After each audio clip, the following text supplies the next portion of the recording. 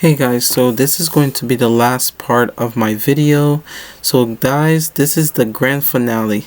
This is episode of the Bleach Unsolved Mysteries reaches end. This episode of my little unsolved series is titled The Great Sin of the Noble Families and the Coup that was installed in the royal palace. So as you guys know, when the Soul King was divided into multiple parts and his entire body was dismembered, there's a lot of theories that came out from Core 3 as well as Core through.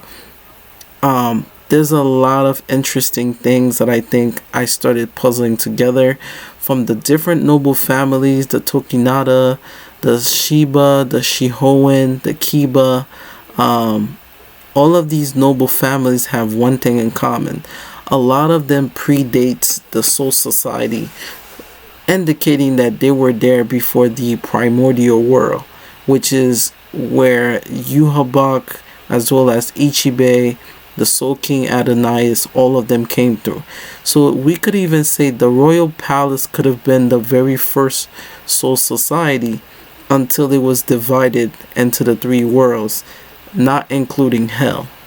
I feel as if once the Soul King was dismembered and he was placed into the Crystallis chamber, that is the citadel of the shrine of Adonais, I felt as if that Ichibei had to do a ultimate sacrifice, because we saw behind the scenes of Core 2 as well as 3, we got even more indication that Ichibei's secrets lies within the 5 noble families, and it seems as if he's been holding up the secret of how they died as well as who killed them. I think it was like a coup, or it was like a almost a false flag effect. I think they had perished due to the curse that was placed upon them. We even saw that small connection to even the Issei family, which is a different branch of nobles that have a magical sword that helped destroy one of the royal Quincy's. But I feel as if the royal noble families they're not in hell. I think they all, or their bodies are located in each of the palaces that resides in the royal palace. I think each of their corpses or their coffin are in the royal palaces. That's why they couldn't be destroyed, because they have a correct descendant or connection to Adonais, the Soul King. Which would make sense, because if you look at from Core 3, even the ending of Core 3, as well as I think episode 29 or episode 28, indicating the Holy Newborn, we saw that Yuhabak created the wall welt out of the ashes of the royal palace, and the noble family also has a connection to hell. It seems as if they have a connection to either put in position to not awaken the realm of hell. Also, it seems that they also have influence on the other noble, I guess, area, which is titled Central 6 or Central 46, which they have their own separate quarters.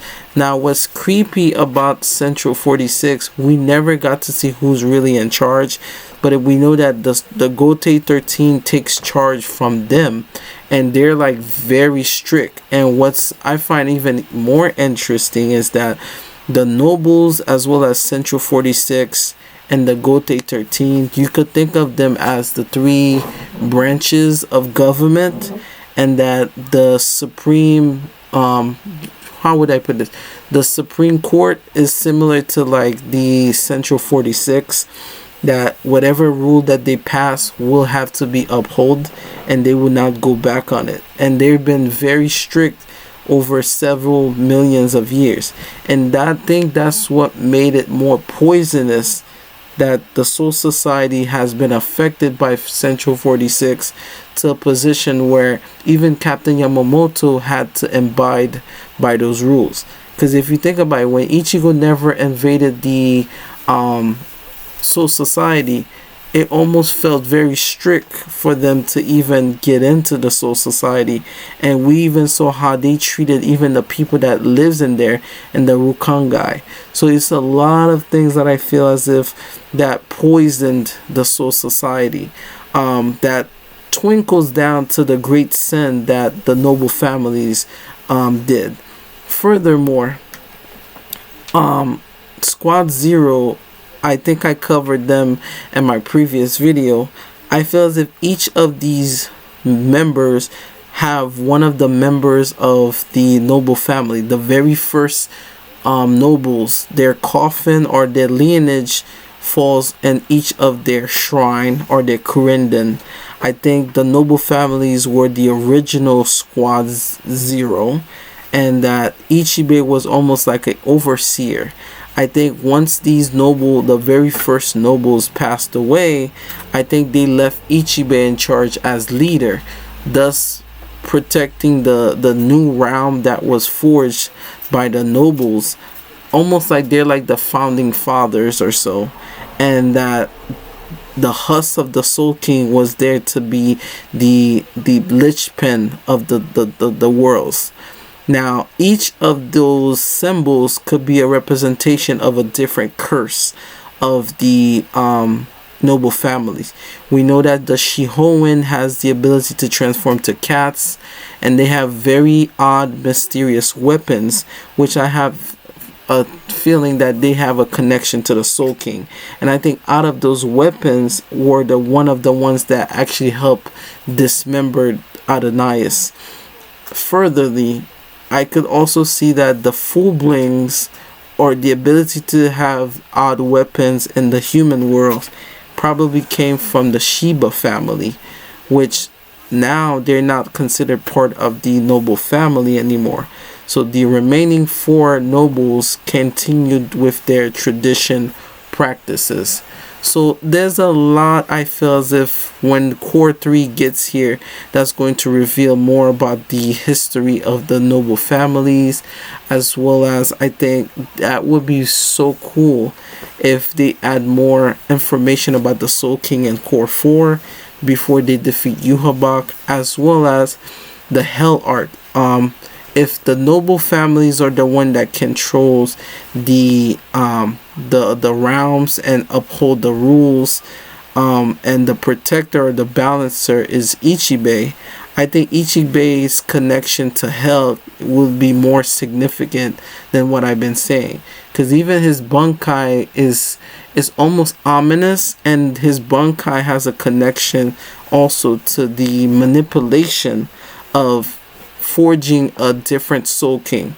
Now, even Sunsui did not really trust Ichibe, due to the fact that he feels if things are not going according to plan, he's almost as if manipulating Ichigo to even, become the Soul King after. Which that's another video I plan to have in the future, to talk about the almost as if the Soul King is like Magneto or Apocalypse, and he is switching places with Ichigo. So it seems like in the long run, it seems like what I said in the future is going to come to pass. I feel as if Uryu is going to become the new Quincy King, and he's going to have to convince everyone that Ichibe is really not a good of a guy as everybody think he is. And I think that's going to wage another war, and it might involve Ichigo's kids. So let me know what you guys think about that theory, and I'll see you guys soon.